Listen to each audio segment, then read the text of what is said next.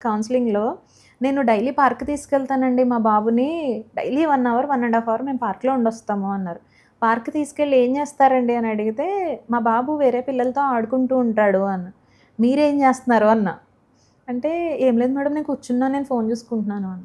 వాళ్ళకి మన ప్రెజెన్స్ చాలా ఇంపార్టెంట్. పార్క్‌కి తీసుకెళ్ళి నువ్వు ఆడించాలి హ్మ్. పిల్లల్ని.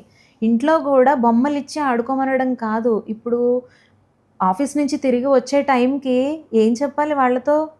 ఆ టైమంతా నేను ఎంత మిస్ అయ్యాను నిన్ను అనేది పిల్లలకి చూపించాలి కదా! ఇంకొకటేంటంటే చాలామంది పేరెంట్స్ చేసే మిస్టేక్ ఆఫీస్‌కెళ్ళేటప్పుడు పిల్లలకి కనపడకుండా దాక్కుని దాక్కుని ఎళ్తారు.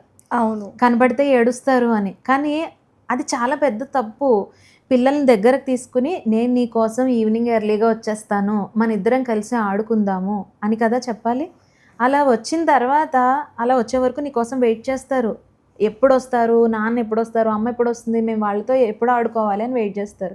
వచ్చిన తర్వాత తనని నువ్వు ఎంత మిస్ అవుతున్నావు అనేది ఒక పేరెంట్‌గా నువ్వు ఎక్స్‌ప్లెయిన్ చేయాలి. హ్మ్. ఇవన్నీ కూడా అటాచ్‌మెంట్ ప్రాపర్‌గా ఫ్రేమ్ అవ్వాలి అంటే ఏం చేయాలి? ఏం చేయాలంటే కేర్ టేకర్స్ ఉన్నా కూడా మీరు ఇంట్లో ఉన్నంత సమయం కూడా వాళ్ళ నీడ్స్‌ని మీరే చూసుకోవాలి.